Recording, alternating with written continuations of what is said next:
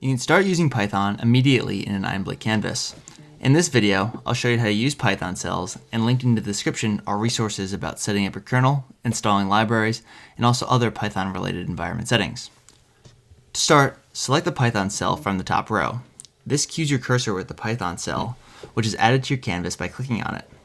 Alternatively, you can press P on your keyboard, which cues a Python cell, and then click the canvas to add it as well.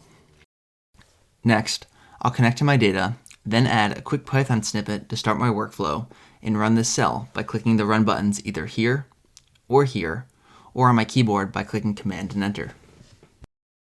By mousing over the plus icon above or below any cell, you're presented with options to continue building your workflow. For instance, I'll select Python and apply a snippet of code to the new cell. From there, you can continue adding Python cells or utilize Einblick's multimodality capabilities by mixing SQL or say no-code functions like this table cell into a Python workflow.